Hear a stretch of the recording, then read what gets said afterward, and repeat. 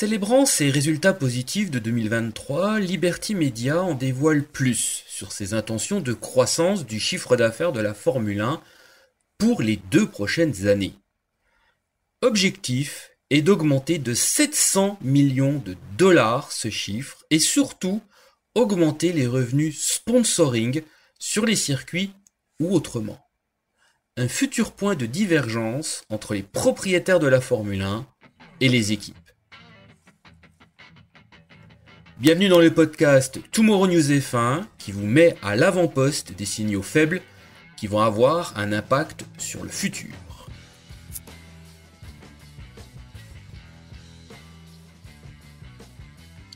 Et avant de débuter ce podcast, je vous rappelle que le Business Book GP 2024 est disponible en version PDF. Dans cette dernière édition, vous retrouvez les détails sur les budgets des écuries, les salaires des pilotes et les analyses économiques. Ainsi, le Business Book GP 2024 aborde les véritables raisons des récents investissements minoritaires dans les écuries de F1. Il vous explique aussi les dernières pratiques des écuries sur l'acquisition de partenaires et un éclairage sur les défis de Liberty Media avant la prochaine négociation des accords Concorde en 2025. Rendez-vous sur businessbookgp.com.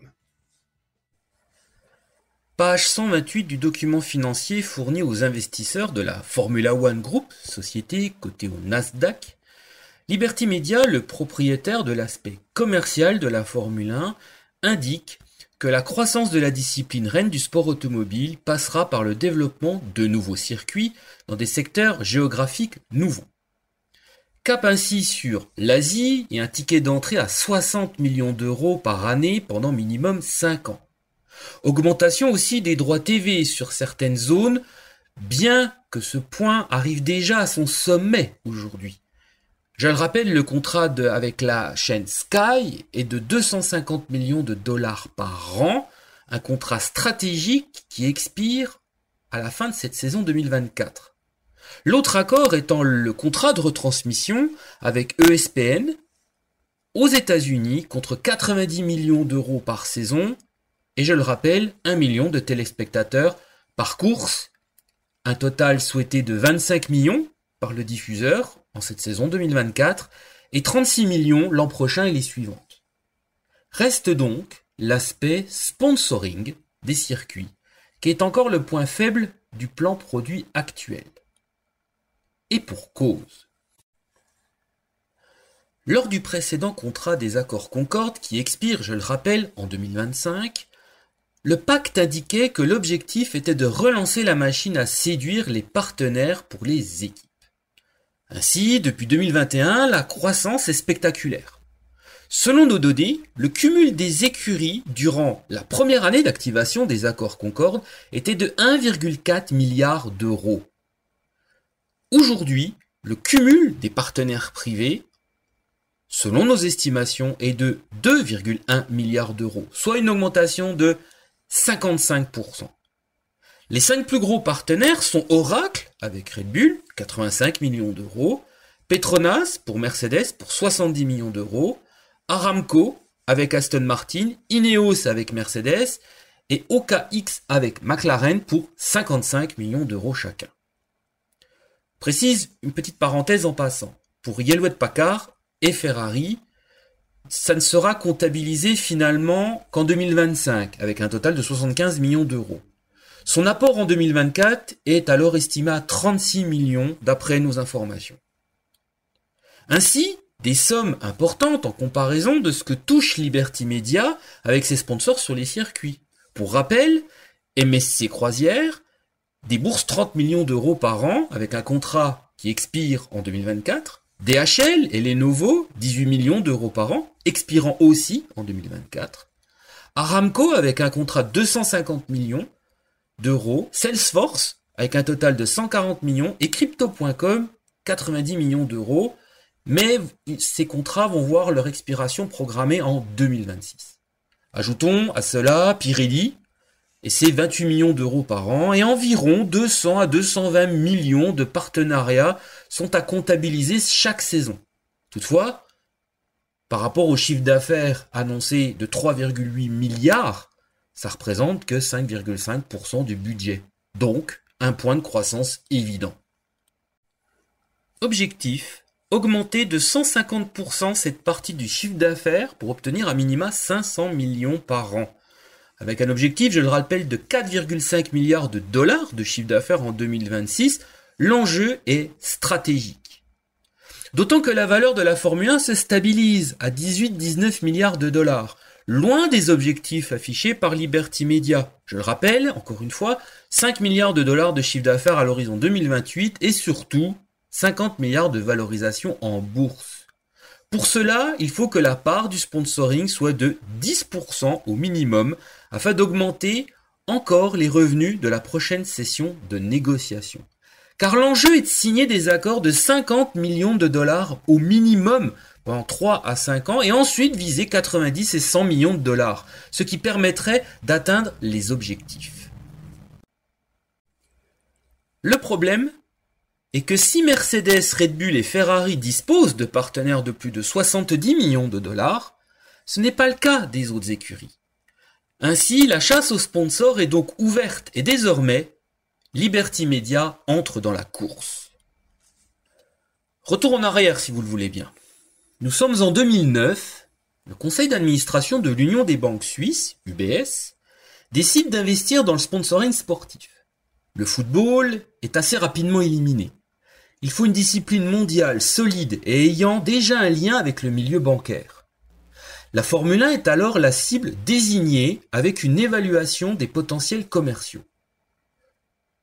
Banco Santander est déjà présent avec McLaren et le Crédit Suisse quitte la discipline après avoir été présent sur les monoplaces suisses Sauber et BMW Sauber entre 2001 et 2009. UBS décide de son budget, 250 millions de dollars sur 5 ans, soit 50 millions de dollars par saison. Mais il y a une complication. 2 candidats se proposent pour obtenir cet important budget. D'un côté, Sauber et Finteam, et de l'autre, Bernie Ecclestone au nom de la Formule 1. Chacun présente ses arguments. L'écurie suisse, représentée par Peter Sauber, fait jouer la fibre nationale. Il venait de récupérer son équipe auprès de BMW, s'était fortement endetté et avait besoin de soutien. Le projet était quasiment du mécénat pour la banque. Le partenariat similaire à celui qui avait été visible avec le Crédit Suisse entre 2001 et 2003. Beaucoup de visibilité sur les monoplaces suisses, qui d'ailleurs seront de couleur noire et blanche pour l'occasion. Le logo UBS devant être largement visible sur les ailerons avant-arrière et sur le capot moteur. Bernie Ecclestone, de son côté, il joue une carte complètement différente et principalement la carte de l'image de marque. UBS avait été prise dans le tourbillon du scandale des subprimes et dans le viseur de l'administration Obama pour incitation auprès du contribuable riche américain à l'exil fiscal. L'amende s'évalue à l'époque à des milliards de dollars. Ecclestone présente ainsi la F1 comme un espace pour reconstruire la crédibilité de la marque UBS dans le monde. Bingo!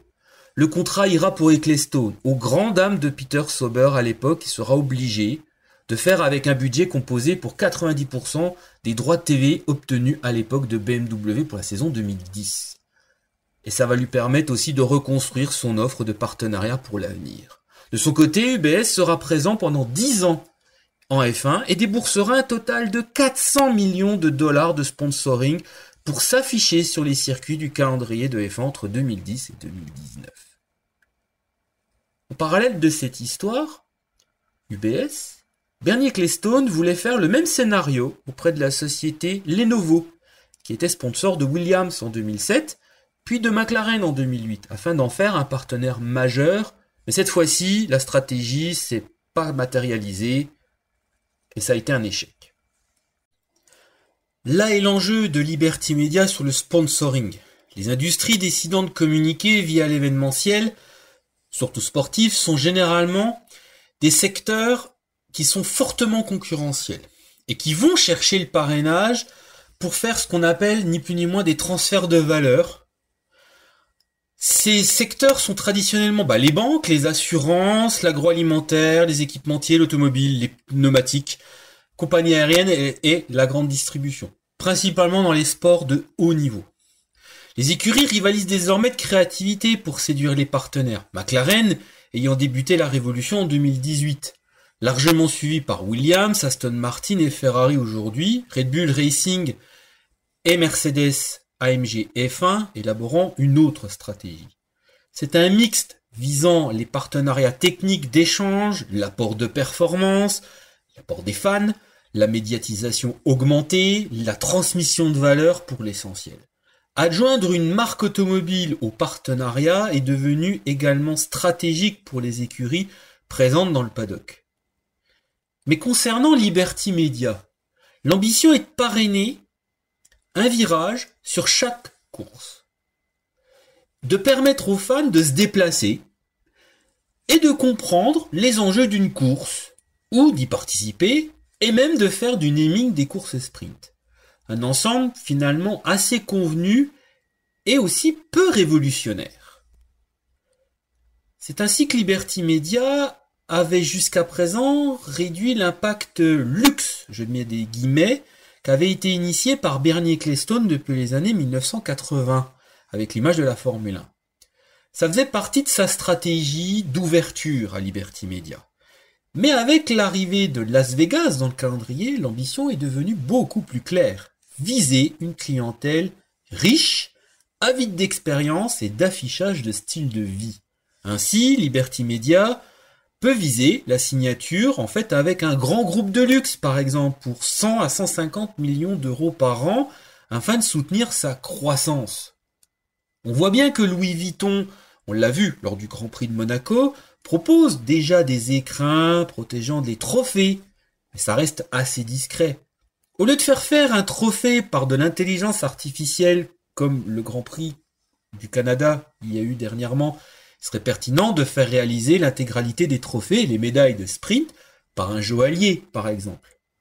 Et si AlphaTauri paye que 2 millions d'euros pour fournir les tenues, en fait, des commissaires de course, des officiels, ça reste assez minime par rapport aux 30 millions que débourse Adidas, voire effectivement même Puma dans les équipes aujourd'hui, que ce soit dans le monde du football ou que ce soit même Dior pour la délégation française et les JO 2024. C'est très faible, 2 millions. Le potentiel luxe, il est important en F1, tout comme la signature pour incarner avec des ambassadeurs. Il serait par exemple intéressant que des anciens champions du monde, en plus d'être consultants TV, signent des accords avec Liberty Media, et ce, ou ses futurs partenaires de luxe. Avec des courses à Monaco, Arabie Saoudite, Qatar, Émirats, Bahreïn, Singapour, pour ne citer que des endroits où le luxe est ouvertement affiché, la pertinence du marché est importante, à l'heure où la F1 doit aussi monter en gamme et se distinguer des écuries. Parce que sinon, elle entrera en rivalité directe, comme cela avait été le cas auparavant, comme on l'a vu avec UBS.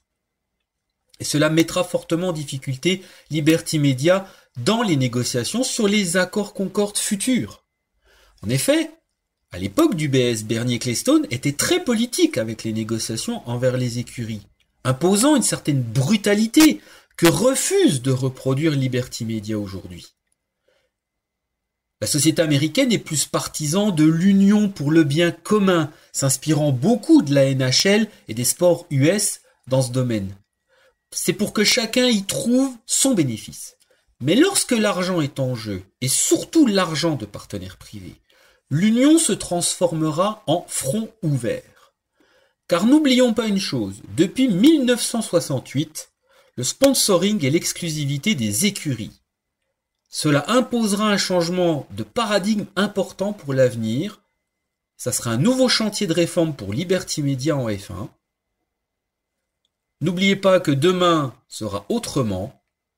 À bientôt.